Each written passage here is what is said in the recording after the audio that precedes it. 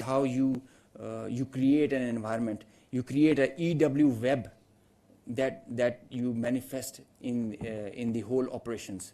It has to be choreographed at each step, when to administer what. And it has to be preconceived. I mean, you can't do it randomly, and you cannot just do it on your whims. So you have to understand the whole idea and whole architecture. It might get pretty technical, but multi-domain operations is the need of the day, and all those air forces who kind of relegate it, they end up in the wrong side of the barrel.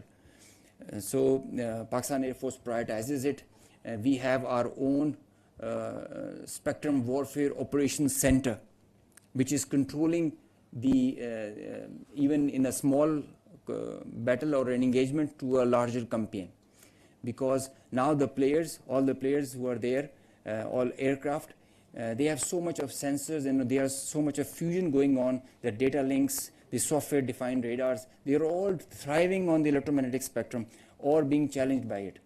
So each player is taking a campaign level decision, the kind of information he is having, and if he doesn't get that information, he is redundant.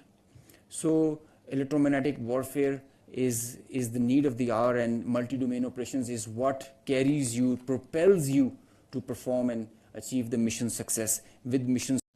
And all the three services acted jointly like one body. And just a mention on the air bases that were targeted by the Indians. We have the post damage assessment report from all. There has been certain infrastructure damage. Of course, there has been. Only one aircraft has minor damage, which will be repaired and soon operational again. So, because the air defense system of Pakistan worked efficiently and very effectively. A few examples of that have been given to you by the AVM organization. The drones that came in, 84 was shot and they never went back. And we also promise you that they can send anything, whatever they will send, it will not go back. So that's a promise also that we kept. So now we can start with the question and answer. And before that, we again first bow our heads in humility to Almighty Allah for giving us this great success, and the people of Pakistan for the support that was with the armed forces. And the armed forces and the people of Pakistan were one body again.